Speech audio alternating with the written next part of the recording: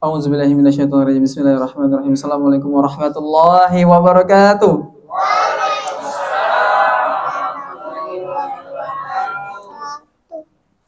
Alhamdulillah, alhamdulillah, alhamdulillah. Alhamdulillahilladzi bi ni'matihi tatimmus shalihat. Alhamdulillahilladzi hadana li hadza wa ma kunna linahtadiya laula an hadanallah. Asyhadu an la ilaha illallah wa asyhadu anna Muhammadar Rasulullah. Allahumma salli ala sayyidina Muhammad wa ala ali sayyidina Muhammad.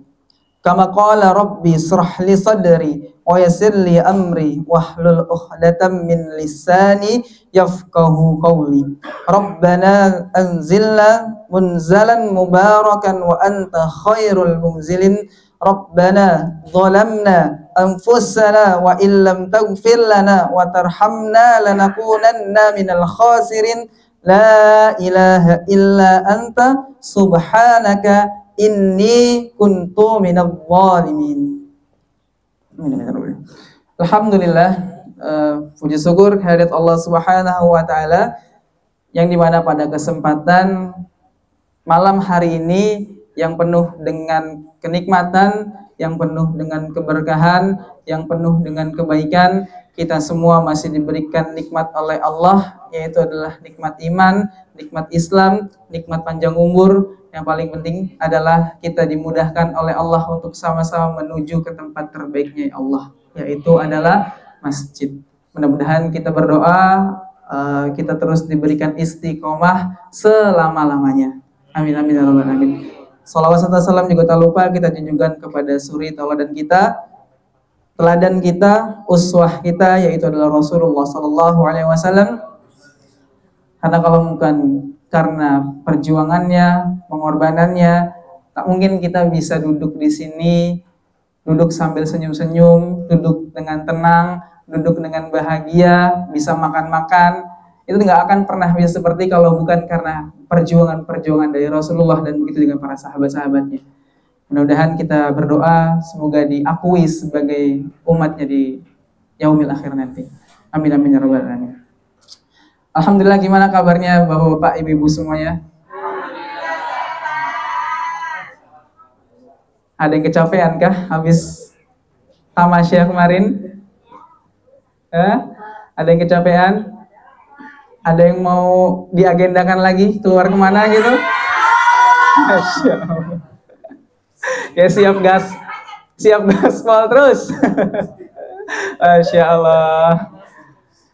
Alhamdulillah kemarin kita beberapa hari yang lalu ya sempat mengagendakan jalan-jalan, kita keluar, kita healing, kita tadabbur alam, kita ya bersenang-senang tapi nggak lupa untuk terus berdekat kepada Allah Subhanahu wa taala. Ya mudah-mudahan nanti doakan ada rezeki baik biar nanti kita bisa jalan-jalan lagi keluar. Tapi yang penting kita amal soleh dulu aja. Karena kalau misalnya amal soleh ini kan sebenarnya kan buah dari kita beramal soleh. Ini buah kita beramal soleh, buah kita berkhidmat kepada rumahnya Allah, masjid, akhirnya Allah berikan hadiah-hadiahnya. Gitu. Ini ya harus patut terus disyukurilah seperti itu. Alhamdulillah pada kesempatan malam hari ini Masya Allah nih ya, berarti jamaahnya ini ada kemajuan nih, Masya Allah, kemajuan soft. Ya, karena Alhamdulillah Allah turunkan kebaikannya, Allah turunkan keberkahannya lewat air hujan. Ini yang biasanya meluber-luber sampai ribuan jamaah nih ya. Masya Allah. Tapi jangan pernah khawatir. Jadi saya jadi teringat seperti ini. Dulu saya tuh beranggapan ketika memang ngurusin event-event dan lain-lainnya, kalau misalnya ngelihat jumlah yang sedikit itu rasanya itu kayaknya ada yang kurang gitu. Apalagi sebelumnya itu biasanya ngelihat jumlahnya itu banyak. Biasanya sampai keluar-luar ke sana-sana. Dulu tuh perasaannya, apalagi kalau misalnya ngurusin event gitu kan, yang dimana ditargetin harus berapa ratus, harus mungkin ada yang sampai ribuan, tapi ya qadarullah yang hadir sedikit, itu dulu tuh rasanya kecewa, sangat-sangat amat kecewa. Ini kayak dulu aja kayak misalnya kita lihat pengajian gitu kan, lihat jumlahnya yang segini, itu tuh dulu tuh benar-benar nggak tahu kenapa ya, dalam hati tuh kayaknya nggak ada rasa yang nggak nyaman aja. Kayak ada yang beda gitu. Dulu biasanya rame gitu. Terus tiba-tiba maju ke depan, semakin ke depan, semakin ke depan. Tapi semakin ke sini, semakin belajar, semakin paham, dipahamkan oleh Allah. Itu jadi ngambil, ada sebuah firman-Nya Allah gitu kan. Faman ahyaha faka'annama. Kata Allah, barang siapa yang menghidupkan satu orang aja, itu sama aja tuh menghidupkan dunia, begitu juga dengan isinya. Jadi ketika sekarang ngelihat jumlah-jumlah yang segini, gak terlalu banget mengkhawatirkan. Gak terlalu banget khawatir lah. Karena tadi, ini ayatnya Allah itu luar biasa. Dalam artian itu apa? Kalau misalnya aja dari kita yang ada di sini, ini kan berarti kan orang-orang terpilih. Yang hadir ke sini itu orang-orang terpilih, yang dimana tuh digerakkan oleh Allah hatinya, yang digerakkan oleh Allah langkah kakinya, walaupun kondisinya itu sebenarnya hujan. Kalau misalnya kita pikir-pikir gitu kan, ngapain juga kita datang ke masjid? Hujan-hujan, enakan juga mendingan tidur. Tuh ada bakso di depan, angkat-angkat, mendingan juga makan bakso gitu ya. Tapi ini Masya Allah, Tabarakallah, luar biasa, kita ini hamba-hambanya Allah pilihan yang Allah gerakan hatinya untuk datang ke masjid. Ini yang harus disyukuri betul-betul.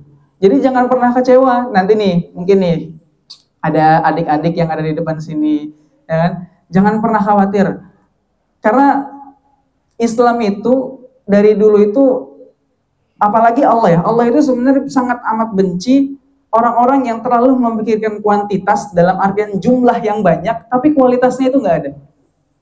Dan udah sangat banyak terbukti lah, perang-perang kita itu hampir umat muslim itu pasti jumlahnya itu sangat timbang, sangat jauh daripada pasukan-pasukan kafir Quraisy. Tapi apa? Selalu Allah menangkan. Karena apa yang dipikirkan adalah kualitas. Jadi jangan pernah khawatir.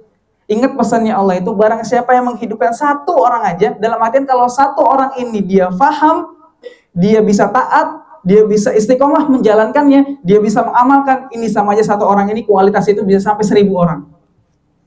Jadi jangan pernah khawatir dengan jumlah yang seperti ini. Apalagi kita udah punya, apa ya bahasanya ya, kita kan udah selalu baca basmalah, bismillahirrahmanirrahim. Apa maksudnya ini? Dengan menyebut nama. Kalau kita udah bilang dengan menyebut nama Allah, berarti fokusnya kita itu hanya kepada Allah. Nggak ada lagi fokusnya kita itu dengan jumlah jamaah. Nggak ada lagi kita ini fokusnya dengan komenan orang lain, dengan likes orang lain.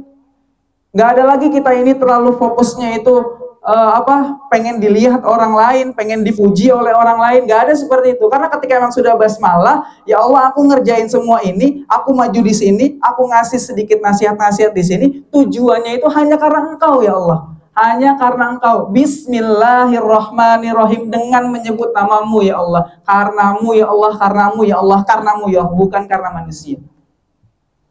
Jadi nikmatnya kalau misalnya kita betul-betul paham makna bismillah, nggak ada lagi tuh komentar orang lain, nggak terlalu banget kita pikirkan lah. Karena yang kita fokuskan adalah kita cari ridhonya Allah, kita cari ketenangannya Allah, kita cari keberkahannya Allah. Jadi jangan pernah khawatir, jangan pernah gelisah, jangan pernah lihat oh kok jumlahnya sedikit, nggak usah seperti itu. Yang penting kita fokus sama diri kita masing-masing. Karena fokus kita di sini adalah belajar. Belajar untuk siapa? Bukan belajar ketika dapat ilmunya ini untuk nyerang orang lain, bukan seperti itu. Tapi ketika kita dapat ilmunya ini, yang paling pertama harus disalahkan adalah diri kita sendiri. Jangan sampai kita baru dapat ilmunya, oh jadi harus sholat tuh harus infak, harus sedekah, kita langsung mengejudge orang lain, kita langsung nyerang orang lain, kita langsung nembak orang lain. Gak seperti itu. Tapi yang pertama kali harus disalahkan adalah diri kita sendiri. Karena satu-satunya orang yang bisa kita salahkan, satu-satunya orang yang bisa kita galakan, satu-satunya orang yang bisa kita kerasin, itu adalah diri kita sendiri, bukan orang lain. Jadi fokusnya jangan sampai ke orang lain, fokusnya adalah untuk memperbaiki diri sendiri. Nah, alhamdulillah hari ini apa judulnya? Apa besti? Hah? Besti apa? Hah? Apa judulnya? Hah? Apa itu besti? Apalagi? Yang bener dong, coba angkat tangan, berani. Nah, apa? Benerin cari besti. Apa besti itu? Sahabat, teman dekat, terus sohib, bro, sis, besti, sahabat sejati. Benerin cari besti. Coba pengen nanya, apa yang pertama kali apa yang pertama kali bisa dijelaskan ketika memang kita ini mendengar kata sahabat sejati? Apa yang pertama kali bisa kita jelaskan tentang makna sahabat sejati? Apa sahabat sejati itu? Apa sih pentingnya sahabat sejati itu? Ngapain sih fungsinya si sahabat sejati ini? Perlu nggak sih kita punya sahabat sejati? Apa coba? Apa makna dari sahabat sejati ini?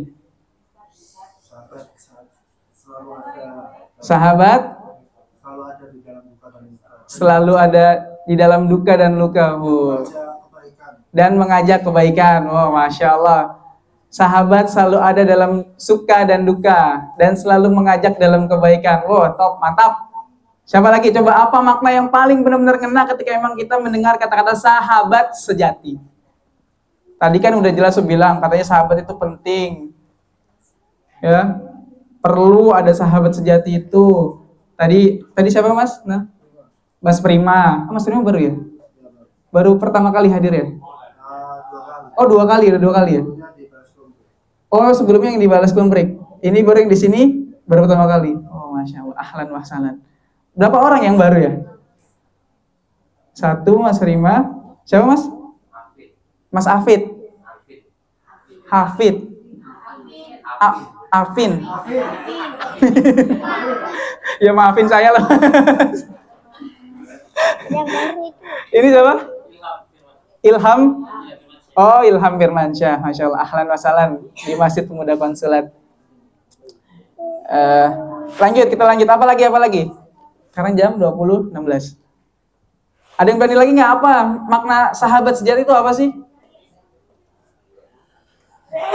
Coba ini, yang depan-depan, punya sahabat sejati nggak? Ini ngapain aja sahabat sejatinya? Apa coba Nova jelasin? Kenapa Mas Rehan dianggap sahabat sejati? Emang ngapain aja Mas Rehan? Sampai akhirnya Nova itu bilang suka bercanda. Bercandanya apa nih? Banyak. Apa lagi selain itu?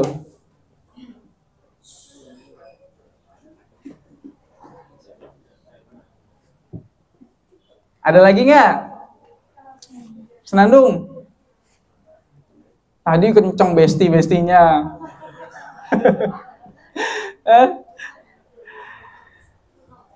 Jadi kalau kita ngomongin tentang sahabat sejati, memang ini perannya ini betul-betul sangat penting banget ya dalam sebuah kehidupan kita. Apalagi dalam sebuah lingkaran pertemanan kita ini butuh banget yang namanya itu sahabat sejati. Karena kan kalau dari versi-versi saya gitu kan, sahabat sejati itu ya tadi betul kata Mas Prima, dia itu ada dalam suka dan dukanya kita, ada dalam kesulitan-kesulitan kita. Ketika kita memang membutuhkan pertolongannya, dia ada di samping kita. Jadi nggak pergi kemana-mana. Terus dia bisa menjadi teman yang nyaman buat kita, teman curhat, teman ngobrol, teman apa lagi tuh? Teman bercanda tadi. Ya kan? Dia menjadi apa ya? Ketika kehadirannya dia itu betul-betul membuat kita itu tenang, membuat kita itu nyaman, membuat kita itu bahagia, membuat kita itu gembira aja kalau misalnya deket-deket sama mereka. Jadi kalau misalnya jauh dari mereka aja tuh kayaknya ada rasa yang kurang. Pasti ada sesuatu ketika emang kita misalnya dapat sesuatu yang baik, itu diceritakan sama mereka. terus kita dapat lagi ada musibah-musibah, kita nyaman gitu untuk curhat sama mereka, untuk sharing sama mereka, nggak takut gitu. Jadi memang kehadirannya sahabat sejati ini sangat penting banget.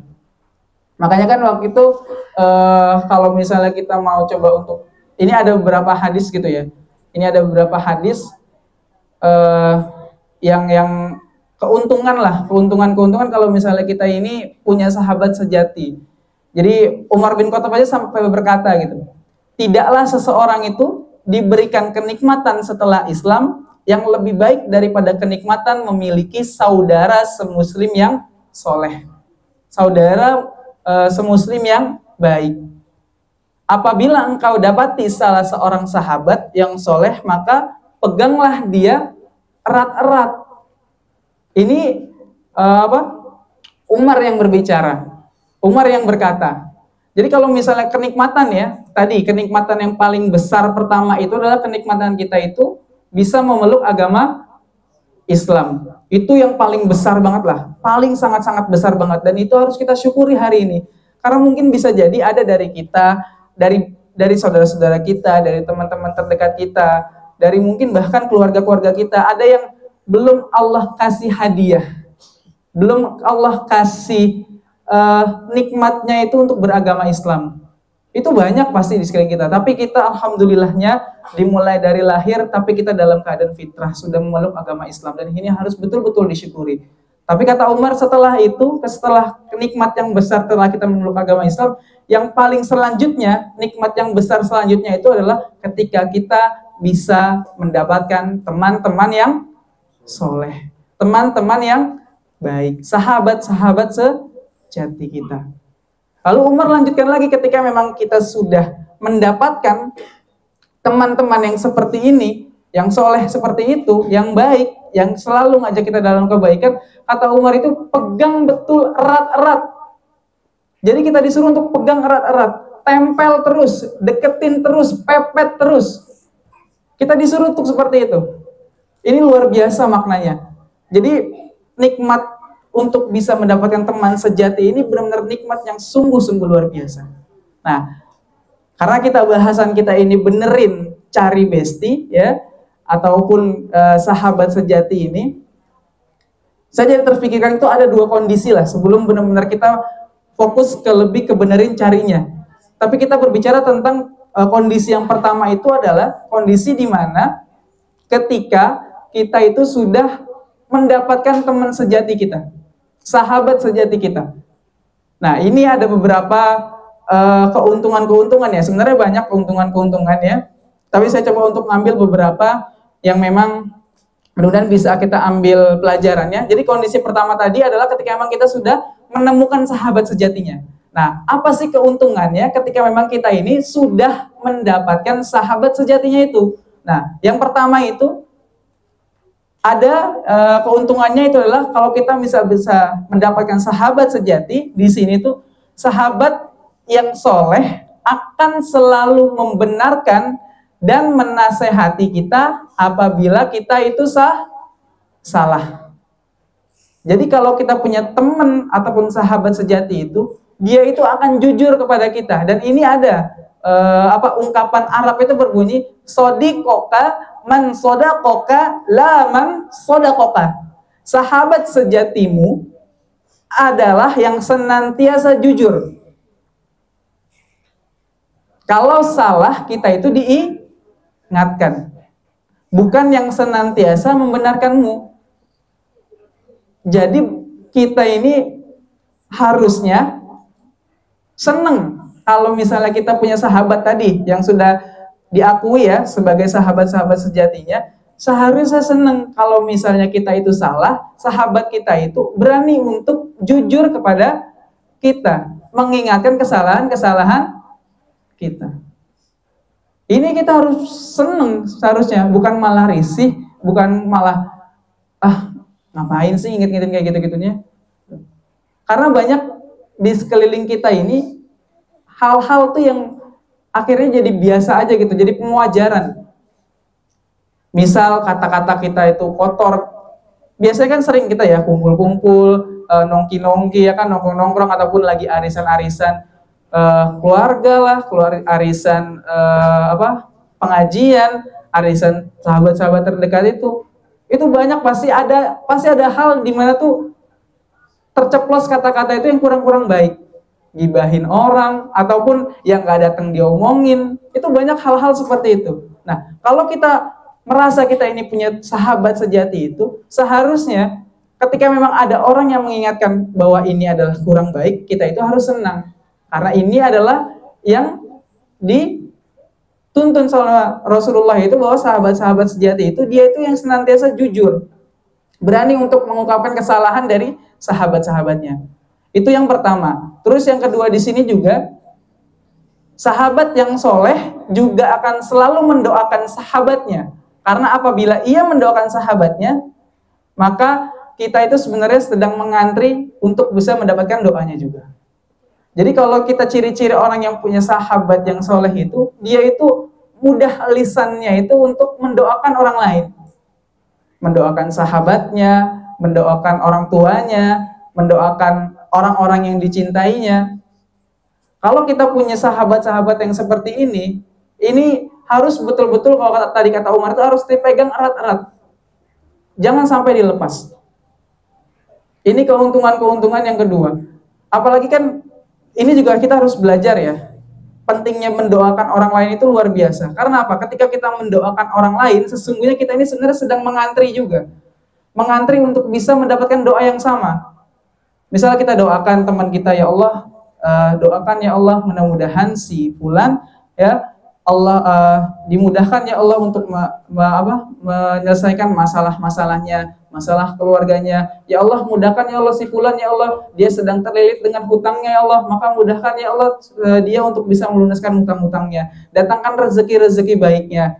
Ya Allah, mudahkan ya Allah si fulan besok ingin ujian nasional, mudahkan ya Allah, mudah-mudahan dia bisa menjawab ujian-ujian itu dengan baik, dibenarkan jawaban-jawabannya. Nah, itu ketika lisan kita itu mendoakan seperti itu, sesungguhnya itu doa itu juga akan balik sama kita. Jadi ini luar biasanya doa, karena kan kita juga waktu itu seperti udah pernah belajar gitu ya. Yang baik-baik itu akan datang juga sama kita yang baik. Begitupun juga dengan yang buruk-buruk akan kembali kita yang buruk. Jadi pentingnya kita ini mendoakan. Kalau misalnya kita punya sahabat sejati, doakan ketika mereka itu punya sedang lagi kesulitan, bukannya malah dikatain, ya, bukannya malah disusah-susahin, tapi yang penting adalah didoakan. Itu yang kedua. Terus yang ketiga, beberapa pilihannya ini, sifat seorang dari kesalahan itu betul-betul banget menular. Tadi Mas Damar udah ngejelasin, kalau misalnya kita ini berteman dengan orang yang jual parfum, otomatis kita tuh juga akan kecipratan wanginya. Tapi kalau misalnya kita ini berteman sama orang-orang yang tugasnya itu bakar-bakar, ya kan, pandai besi di situ, maka kita juga akan kecipratan juga baunya. Nah, coba deh, betul-betul banget kalau misalnya kalian itu punya sahabat sejati itu, ikutin banget dia. Kalau misalnya dia lagi berbuat baik, maka coba datang. Misalnya dia rajin sholat, tempel terus orang itu. Dia suka sedekah, ikutin terus cara dia untuk bersedekah. Dia suka baca Quran, ikutin aja dulu, meskipun kita itu belum ikut-ikutan untuk bisa baca Al-Quran. Jadi pentingnya kita ini untuk nempel orang-orang yang baik itu tadi, biar kita itu ketularan untuk menjadi orang baik. Terus yang keempat, ini yang terakhir lah, karena yang kita akan fokuskan itu sebenarnya adalah kondisi yang kedua, yang dimana nanti kita akan jelaskan lah sama-sama. Nah, yang keempat ini kalau misalnya keuntungan kita ini punya teman-teman yang baik, teman-teman yang soleh. Di sini tuh Rasulullah tuh bilang, dari semua keutamaan memiliki sahabat yang soleh, ada keutamaan yang juga merupakan kenikmatan besar, yaitu bersahabat dengan orang-orang yang soleh. Karena apa? Persahabatan dengan orang yang soleh ini akan berlanjut sampai surga dan akan kekal selamanya. Jadi kalau misalnya kita ini berteman dengan orang baik, berteman dengan soleh, pertemanan kita ini bukan hanya selesai di dunia saja, tapi pertemanan kita ini akan juga berlanjut di surganya Allah. Bayangkan, luar biasanya. Kalau misalnya kita itu dekat-dekat sama orang baik. Di sini tuh ada dalilnya, banyak banget dalilnya. Ini dalil yang Rasulullah pertama. Setiap orang itu akan dikumpulkan bersama orang yang ia cintainya. Ini dalil dari Rasulullah. Sabda dari Rasulullah. Barang siapa ya dia itu yang setiap orang itu akan dikumpulkan bersama orang yang dia cintainya. Ini penting banget, perlu kita sama-sama pahami, gitu ya. Karena kan banyak kita ini salah mencintai. Apa buktinya kita itu salah mencintai? Biasanya kalau ibu-ibu apa? Lebih ke arah dunia-dunia sinetron, misalnya seperti itu, ya kan? Yang dimana sinetron ini dia itu punya tokoh-tokoh yang mungkin menurut kita ini dia itu keren gitu. Banyak lah cita-cita yang kalau misalnya saya dulu tuh masih di Jakarta gitu kan, karena kan dulu di Jakarta itu kan masih ada TV ya, beda sama sekarang itu udah nggak ada TV sama sekali, jadi ya nggak sempat untuk nonton seperti itulah. Dulu tuh ada sinetron, entah sekarang ini masih ada atau enggak gitu ya, itu yang apa, yang di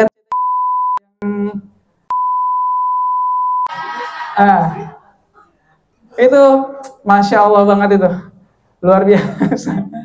Itu dulu orang tua kalau setiap malam aja udah lewat Isya itu udah nongkrong aja di TV.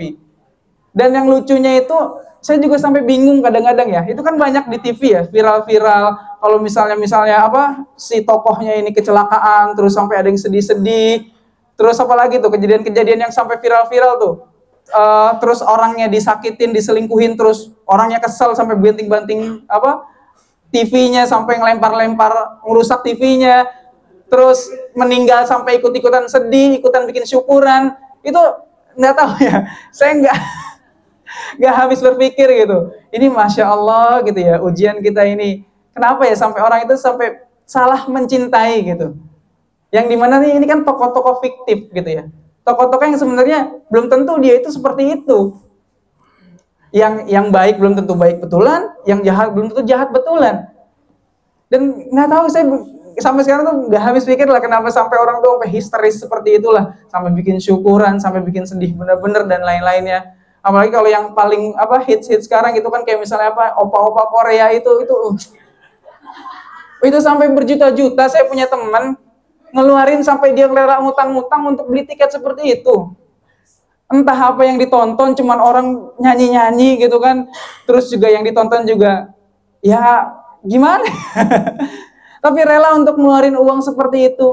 Nah ini hati-hati kalau misalnya kita balik lagi ke sabdanya Rasulullah. Setiap orang itu akan dikumpulkan bersama orang-orang yang ia cintai. Kalau yang kita cintai itu adalah opa-opa Korea yang dimana kita udah tahu nih, jelas, amat sangat jelas, Tuhannya itu bukan Allah. Berarti otomatis nanti ujung-ujungnya dia tuh akan nongkrong di mana? Hah? Nongkrongnya akan di mana? Ujung-ujungnya? Nongkrongnya kan udah otomatis kan di nerakanya Allah. Maukah kita ikut-ikutan sama mereka nongkrong di nerakanya Allah? Kalau kita ngikut benar-benar cintai orang-orang seperti itu.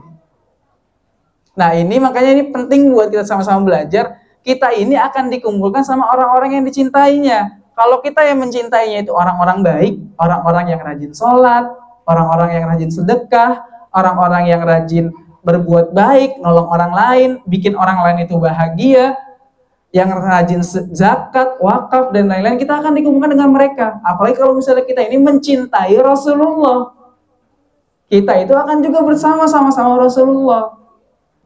Nah ini yang penting banget kita garis bawahi.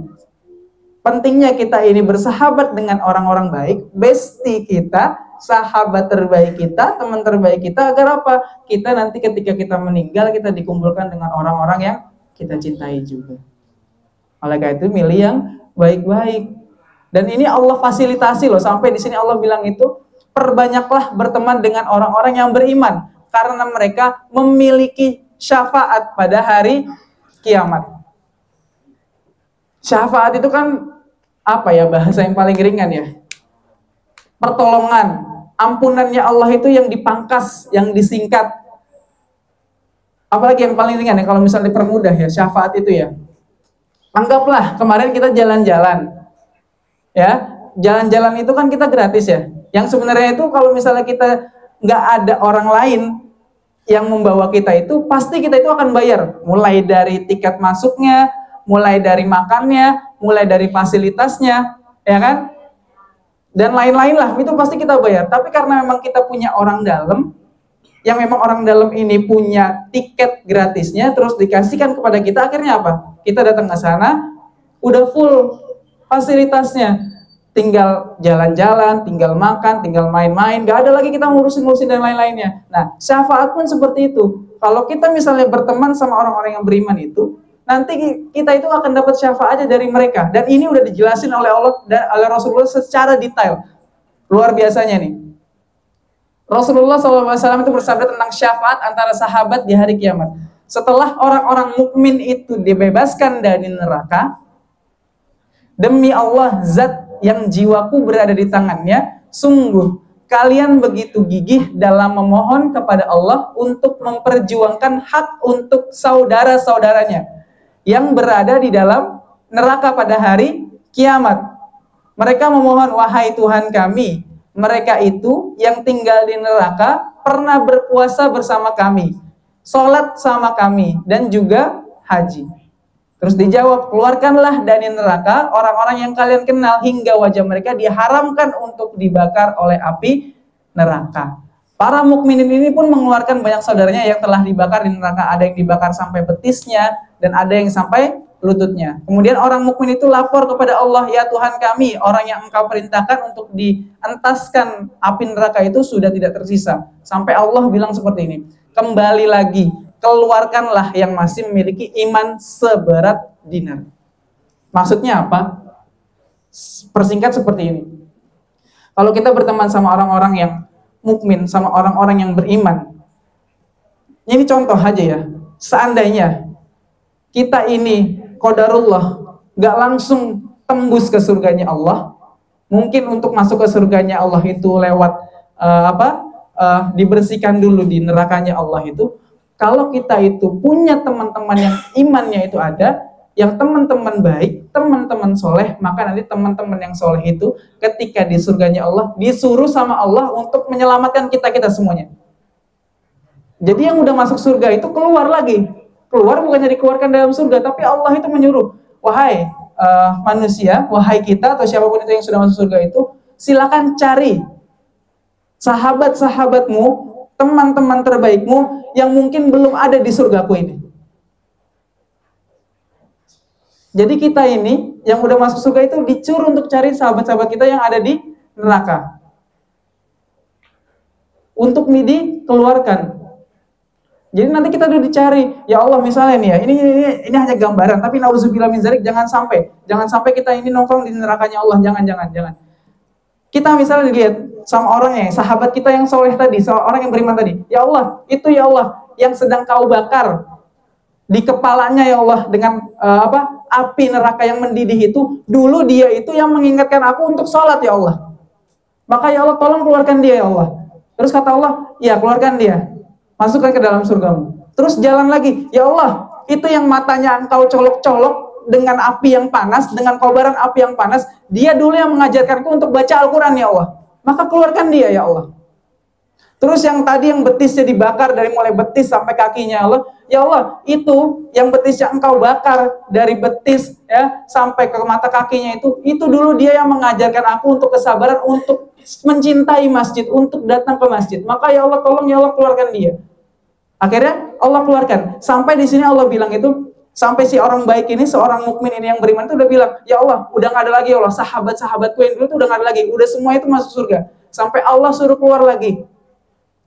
Wahai mukmin, cari lagi orang-orang yang masih punya iman walaupun sebesar dinar, ataupun bahasa lain walaupun hanya sebesar biji zarah.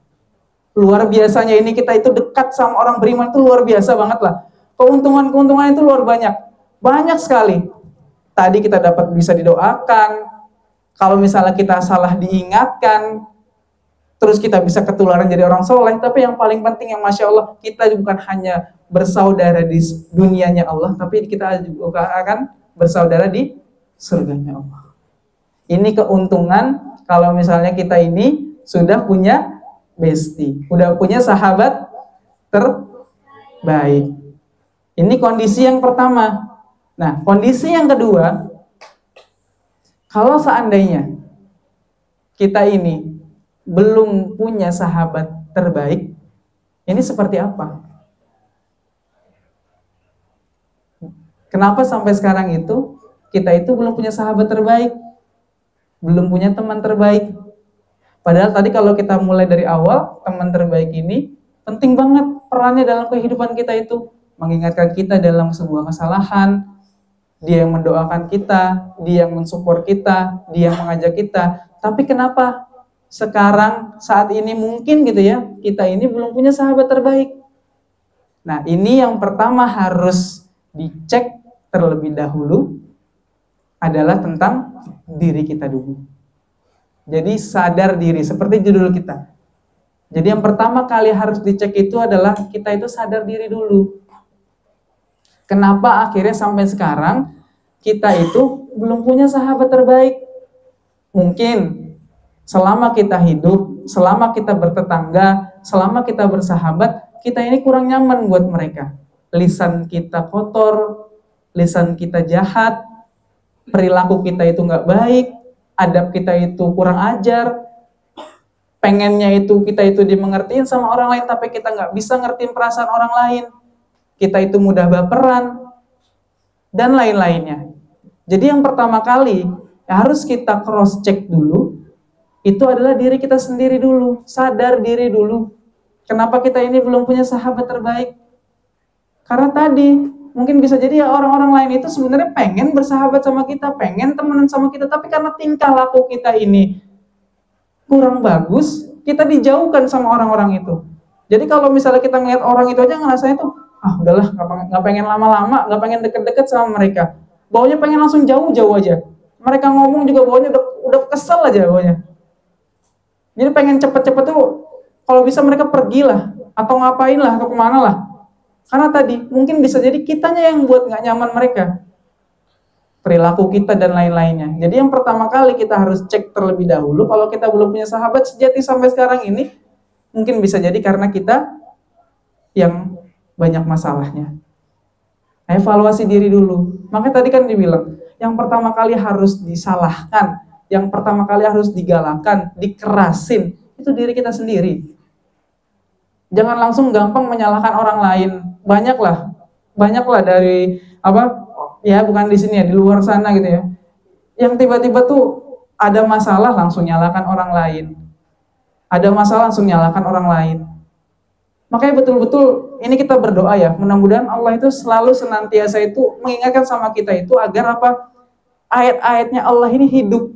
Kalau misalnya kita tadi udah paham nih ya, ayat-ayatnya Allah ini hidup, bayangkan, yang baik-baik datangnya itu dari Allah, yang buruk-buruk datangnya dari diri sendiri. Kalau kita paham ayat ini, kita akan gampang untuk koreksi. Oh, ini kok yang nggak baik kayak gini ya, mungkin ada salah apa ya sama aku ya, mungkin aku dulu perkataanku ini nggak bagus, perilaku ini nggak bagus. Jadi evaluasi diri sendiri, karena tadi ini udah janjinya Allah, yang buruk-buruk itu datangnya dari diri sendiri, kesalahan diri kita sendiri.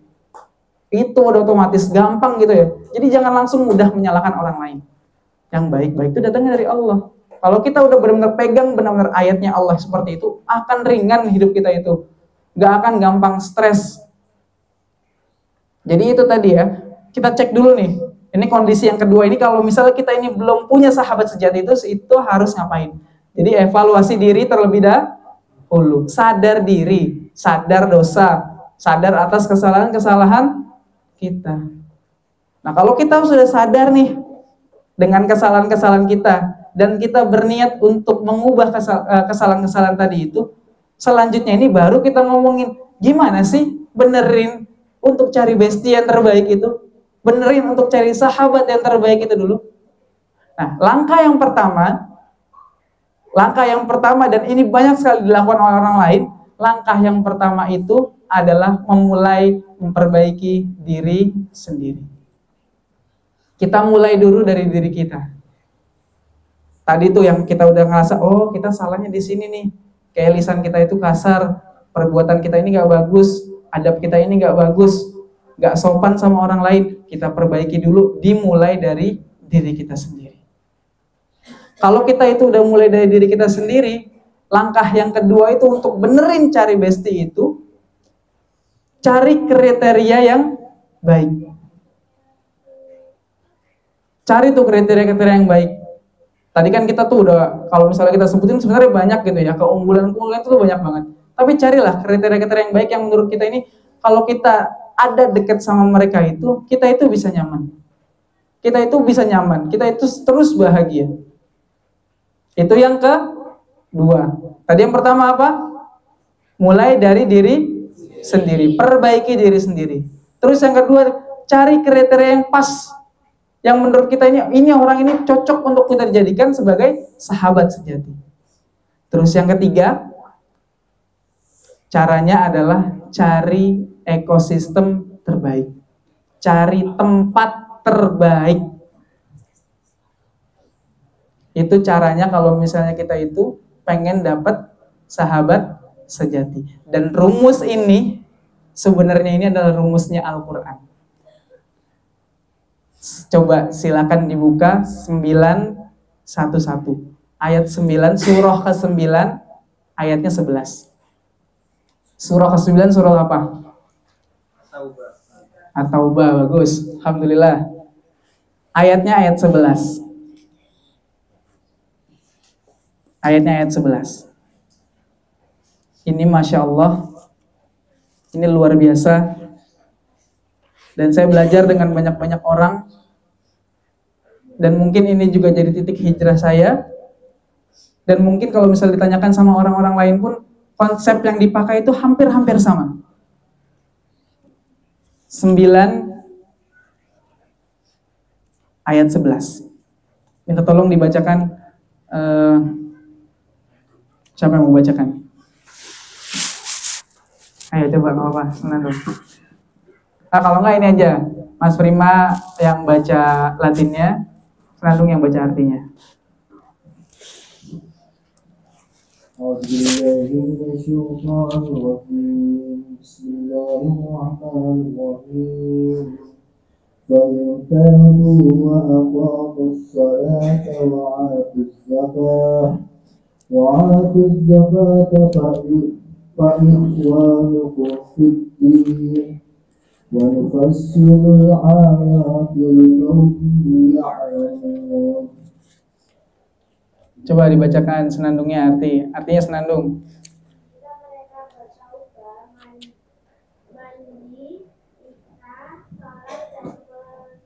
Menunaikan zakat, maka mereka itu adalah saudara-saudaramu seagama, tetapi meninggalkan ayat itu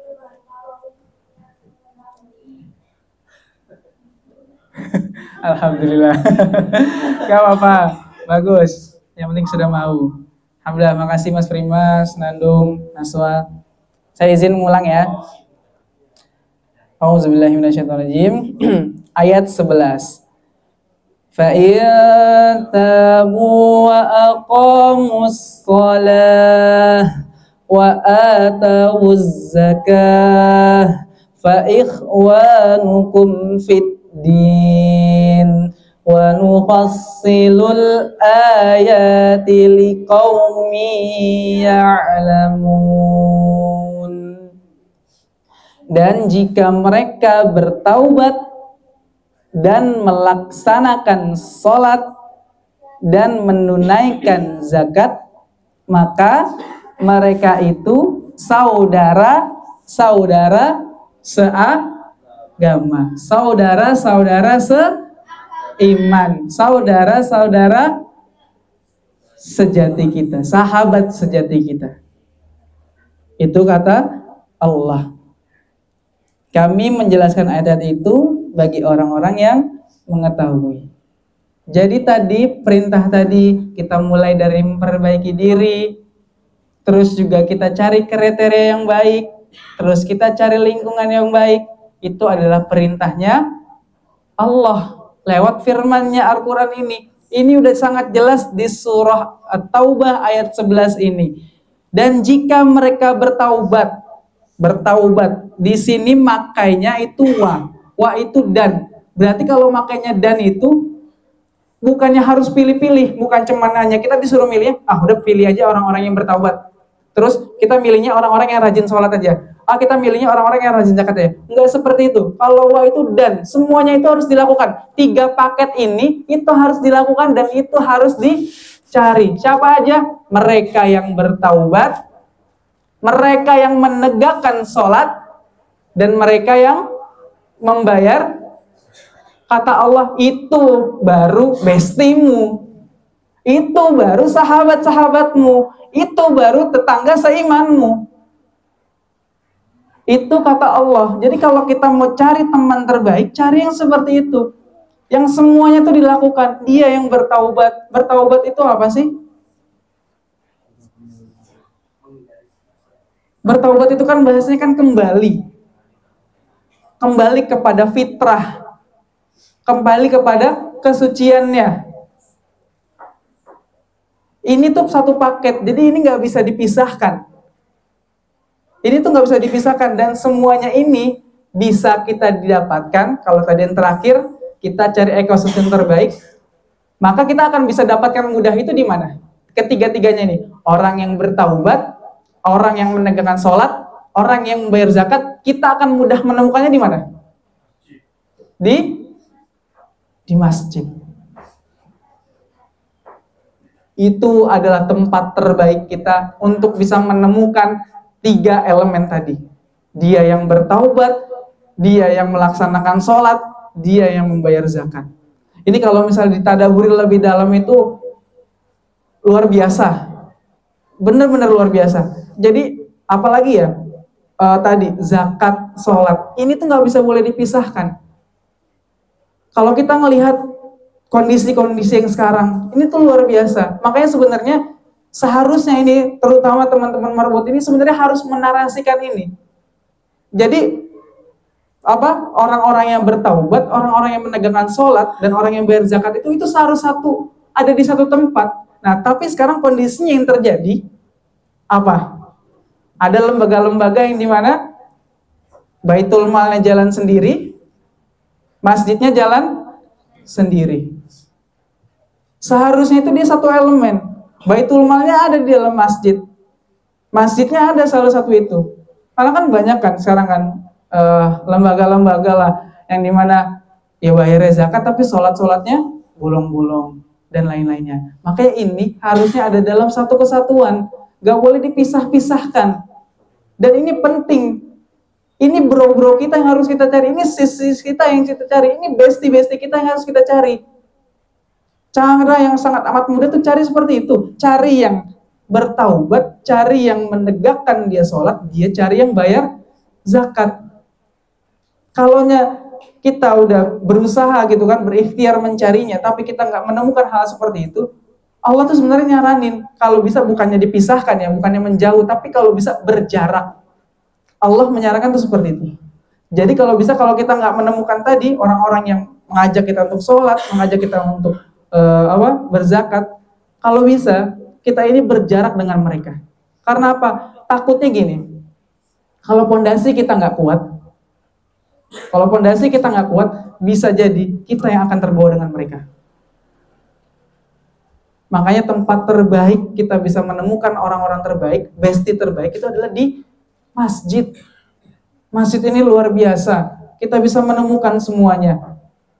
Jadi pegang betul-betul. Kalau misalnya ada yang cerewet, ya ngajakin kita, ayo amal soleh bertaubat, ayo kita melaksanakan sholat, ayo kita bayar zakat, pegang erat-erat, betul pegang erat-erat. Jangan dijauhkan, jangan malah dibuat risih orang-orang seperti itu. Karena ini adalah bestie terbaik itu seperti ini. Sudah sangat jelas di Al-Quran itu. Dan ini harus sama-sama kita pegang betul-betul, depet terus, deketi terus betul-betul. Karena kita akan mendapatkan kebaikan-kebaikan dari situ. Ini Masya Allah, ini kalau misalnya kita tadabburi lebih dalam lagi, itu makna itu luar biasa banget lah. Makna itu benar-benar luar biasa banget. Tapi yang paling penting adalah di sini itu adalah cari yang seperti itu. Dan kalau misalnya kita bagi, ya ini terakhir lah, kalau kita mau bagi 3 elemen dari bertaubat tadi. Jadi bertaubat itu kan tadi kan kita kan kembali. Tapi bahasa yang kalau misalnya kita mau bagi lagi itu turunan-turunan dari bertaubat itu ada 3 poin penting di taubat itu. Yang pertama itu, ketika memang kita bertaubat itu, kita itu benar-benar apa ya namanya ya, kita itu benar-benar kembali dan gak mau mengulanginya lagi. Kalau di beberapa pesan itu 3 elemen taubat itu adalah yang pertama itu kita itu berhenti. Kalaupun gak bisa berhenti secara keseluruhan, kita itu mengurangi ya. Contoh misalnya apa? Mungkin ada di sebagian yang dari sini yang masih merokok, ya kan? Nah, cara untuk bertaubat itu ya tadi kita berhenti. Kalau misalnya kita nggak berhenti, mengurangi pelan-pelan. Misalnya 1 hari habis misalnya berapa? 10 slop atau berapa? Ya, apa tuh? Ini tuh. Ya. Nah, berhenti mengurangi itu maksudnya jangan langsung segitu. Kita kurangin pelan-pelan, ya kan? Terus dari apa? Ya 3 bungkus atau berapa. Nah, itu kan kita kan mencoba untuk berhenti menguranginya itu. Jadi makna elemen dari bertaubat itu adalah yang pertama itu adalah berhenti. Berhenti betul-betul. Terus yang kedua ini adalah kita itu menyesali. Menyesali benar-benar kalau misalnya apa yang kita lakukan itu salah. Dan gak perlu untuk bisa kita kerjakan lagi, kita ulanginya lagi. Jadi benar-benar nyesal gitu. Oh iya, kita ngelakuin hal-hal seperti ini. Kenapa ya kita ngelakuin hal-hal seperti ini ya? Ini kan sebuah hal-hal yang sia-sia. Gak perlulah kita kerjakan hal seperti ini, mubazir waktu. Jadi ada rasa penyesalan di dalam hal seperti itu. Dan yang paling ketiga itu, yang paling benar-benar kita ini selalu kalah adalah di poin ketiga, yaitu adalah menebusnya dengan amal soleh. Jadi kalau kita bertaubat itu, kita itu harus bisa menebusnya dengan amal soleh. Apapun itu amal solehnya, itu kerjakan. Kita cuman bisanya sikat-sikat WC, itu bilang sama Allah, ya Allah, aku jadikan ini ajang pertaubatanku ya Allah kepadamu ya Allah. Aku kerjakan ini hanya karenamu ya Allah. Terus bisanya apa? Nyusun-nyusun sendal kalau misalnya kajian-kajian. Itu lakukan, karena itu adalah amal soleh kita. Itu ajang kalau misalnya kita itu pengen serius bilang sama Allah, ya Allah aku ini pengen berubah, aku ini pengen lebih baik lagi samamu ya Allah. Maka lakukan amal-amal soleh, mulai dari amal-amal soleh yang kecil, mulai dari amal-amal soleh yang sederhana, nyikat WC, terus juga nyusun-nyusun sendal, terus apalagi biasanya amal-amal soleh yang lain. Kita punya warung makan gratis, itu nyediain makan nasi, terus jadi cuman hanya mindahin nasi di tempat nasi, terus dihidangkan di piring, terus dikasih sayur dan lain-lain. Itu jadikan kita itu amal soleh kita, jadikan itu ajang penebus dosa kita. Karena bagaimanapun kita semua ini yang ada di sini itu pernah salah, pernah punya dosa. Gak mungkin di sini adakah yang di sini yang gak punya salah? Adakah di sini yang benar-benar suci banget gitu? Kita ini semua punya salah. Dan Allah bilang, kalau misalnya kita ngomongin lagi di surat Al-Furqan, surat ke-25 ayat 68, 69, 70, itu ada 3 dosa besar yang disebutkan oleh Allah. Banyak sebenarnya dosa-dosa besar, ada 10 dosa besar kan, tapi yang Allah sebutkan di surat ini adalah 3 dosa besar. Yang pertama itu adalah syirik. Yang kedua itu adalah membunuh. Yang ketiga itu zina. Ini 3 dosa besar yang Allah itu benar-benar kecam betul-betul. Tapi kata Allah itu, kenapa Allah sebutkan di sini dalam artian ini 3 dosa besar ini aja. Kalau kita ini mau bertaubat, kan di ayat 70-nya itu kan iman, taubat, iman, amal soleh. Kalau kita mau ngelakuin taubat, memperbaiki diri, terus beriman, betul-betul imani sama Allah dan mengamalkan amal soleh, maka kita semua itu akan dihapuskan dosa-dosa kita. Jadi kalau kita melakukan amal soleh, yang buruk-buruk yang ada dalam diri kita itu akan diganti yang baik-baik. Ya, ini pentingnya itu kita beramal soleh. Jadi tebus dengan amal soleh. Lakukan apa yang bisa kita lakukan. Jangan pernah berhenti. Karena kita tadi punya banyak salah, punya banyak dosa. Tebus dengan amal soleh. Apapun yang bisa kita lakukan, apapun yang bisa kita kerjakan, itu lakukan. Nyikat WC, terus juga nyusun sendal, ngepel lantai. Terus kalau misalnya yang bisa imam, silakan jadi imam. Yang punya suara bagus untuk bisa jadi muazin, itu silakan azan. Itu jadikan itu sebagai amal soleh, penebus dosa-dosa kita di masa lalu. Karena kita diarahkan kalau kita mau beramal, beramalah di tempat terbaik, yaitu adalah masjid. Jadi kalau kita mau menemukan besti terbaik kita, sahabat terbaik kita, maka temukanlah di masjid. Mulailah dari diri sendiri.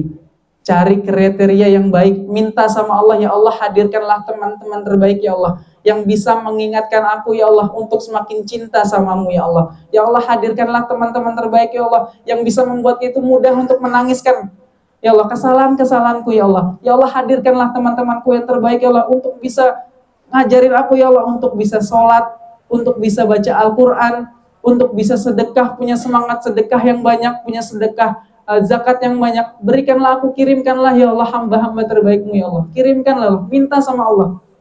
Terus yang ketiga adalah berada di dalam ekosistem yang baik, yaitu adalah masjid. Makanya kalau misalnya kita mau lihat gitu ya, para marbot-marbot yang ada di sini itu kalau misalnya kita mau tanyakan satu persatu itu, ini luar biasa loh. Ini orang-orang yang marbot-marbot di sini, pertama kok jaraknya itu jauh-jauh. Terus yang kedua itu kalau misalnya lihat pendidikan yang mereka itu, dalam artian tuh ada yang D3, ada yang lagi pengen lulus ke S1.